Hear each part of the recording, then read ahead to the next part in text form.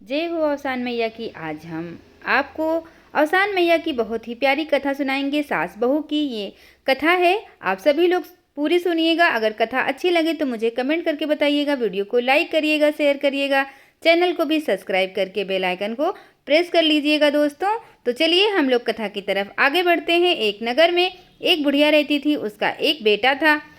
जब वह बेटा उसका बड़ा हुआ तो उसने अपने बेटे की शादी के लिए सोची। तो उसका मन ऐसा था, वो चाहती थी कि जब मैं अपने बेटे की शादी करूं तो मुझे बहुत सारा धन मिले, दहेज मिले। यही सोचकर वह अपने बेटे की शादी करने को तैयार हो गई। और जब उसके बेटे की शादी हुई तो उसको धन दौलत नहीं मिला। जितना वो चाह रही थी उसके हिसाब से उसको दहेज नहीं मिला। बुढ़िया दुखी रहने लगी और उसके मन में विचार आया कि अगर वह बहू को दुख तकलीफ देना शुरू कर देगी तो शायद उसके मायके वाले उसको ढेर सारा धन देंगे। यही सोचकर वह अपनी बहू से दुर्व्यवहार करने लगी। खूब सारा काम करवाती और कुछ भी उसको खाने को नहीं देती। और वह बहू चुपचाप सारे काम करती रहती और सारे दुखों को सहती रहती। लेकिन कुछ दिनों के बाद जब बहू को कुछ खाने को नहीं मिला तो उसका शरीर पूरी तरह से कमज़ोर होने लगा। और जब वह काम पूरी तरह से नहीं कर पाती तो उसकी सास उसको मारती। ये सब देखकर बहू के मन में एक दिन विचार आया कि अगर हमारा शरीर इसी तरह से कमज़ोर हो जाएगा तो हम घर के कामकाज कैसे करेंगे।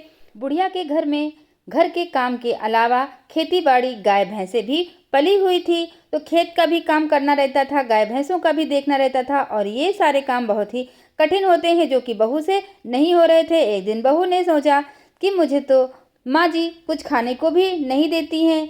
और वह जब दूध पकाने चली तो उसने सोचा क्यों ना मैं आटे की गोलियां बनाकर इसी दूध में पका लिया करूं और खा लिया करूं। यही सोचकर उसने पकाए हुए दूध में आटे की गोलियां बना बनाकर डालनी शुरू कर दी। और जब दूध पक जाता तो वो गोली गोली निकाल लेती। दूध में पकी गोली बहुत ही स्वादिष्ट भी लगती थी और ताकतवर भी लगी उसको। तो बहू थोड़े दिनों में ही बहुत ज़्यादा सुंदर दिखने लगी, मोटी ताजी होने लगी। ये सब देखकर सास ने सोचा कि मैं तो इसको इतना तकलीफ देती हूँ, खाने को भी कुछ नहीं देती हूँ और इसका शरीर तो अब पहले से अच्छा हो गया है। पहले ये दुर्बल थी और अब ये मोटी भी हो गई है, गोरी चिट्ठी भी हो गई है। आखिर इसके पीछे क्या कारण है।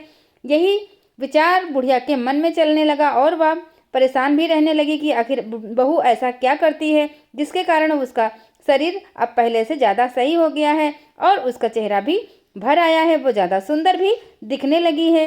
बुढ़िया समझ तो गई थी लेकिन वह अपनी बहू से पूछ नहीं पा रही थी। एक दिन की बात है कि बुढ़िया ने अपनी बहू से कहा कि मैं पड़ोस में अवसान माता की पूजा में जा रही हूँ और थोड़ी देर से आऊँगी, तुम अंदर से किवाड़ बंद कर लो।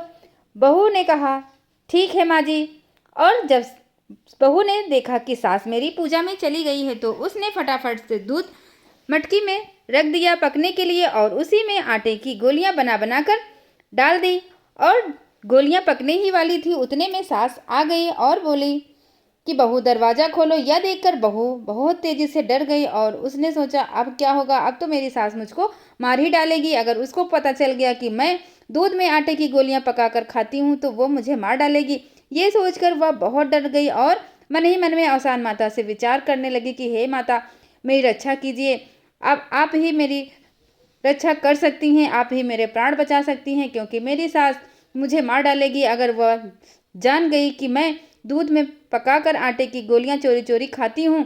माता जी को मन में याद करके और माता जी से प्रार्थना करने के बाद बहू दरवाजा खोलती है तो देखती है कि सास उसकी बड़े गुस्से में आकर खड़ी हो गई और बोली बहू से कि तुम क्या कर रही थी। बहू ने कहा कुछ नहीं माँ जी, मैं तो दूध पका रही थी। सास ने बोला नहीं तुम कुछ और कर रही थी। बहू ने कहा माँ जी आप देख लीजिए ये मटकी आग पे चढ़ी हुई है, मैं दूध ही पका रही थी। सास का दिमाग तो वैसे ही घूमा हुआ था, उसने बहू की एक भी नहीं मानी और फिर से उसने दूध को जमीन पर पलटने के लिए कह दिया। ये सुनकर बहू बहुत तेज से डर गई। उसने सोचा कि अब तो इसकी सास इसको मार ही डालेगी और उसने मन में अवसान मैया को याद किया। अवसान मैया से बहू ने प्रार्थना की हे माता रानी आप ही मेरी रक्षा करिए, अगर आज हमारा भेद खुल जाएगा तो हमारी सास तो हमको मार ही डालेगी। और प्रार्थना करने के बाद उसने दूध की मटकी उठाई और ज़मीन में पलट दिया। जैसे ही ज़मीन पे दूध को पलटा वैसे ही जोश आटे की गोलियां थी वो सोने चांदी में बदल गईं। यह देखकर तो बहू और भी तेज डर गई। सास को बड़ा आश्चर्य हुआ और उसने बहू से कहा कि ये सब तू कहाँ से चुरा के लाई है। तो बहू ने कहा, माँ जी मुझे इसके बारे में कुछ नहीं पता है, ये जो कुछ भी हुआ है ये सब माता रानी की कृपा से हुआ है। और उसने सारी आप बीती अपनी सास को बता दी कि वह चोरी चोरी आटे की गोलियां बनाकर दूध में पकाकर खाया करती थी। और जब आज उसकी चोरी पकड़ी गई तो उसने अवसान माता से प्रार्थना की थी कि मेरी रक्षा करिए, मेरी लाज बचाइए। तभी ये आटे की गोलियां सोने चांदी में बदल गई हैं। सास ने जब ऐसा सुना तो उसको विश्वास हो गया कि अवसान माता की कृपा से ही ये सोने चांदी के सिक्के हमको प्राप्त हुए हैं।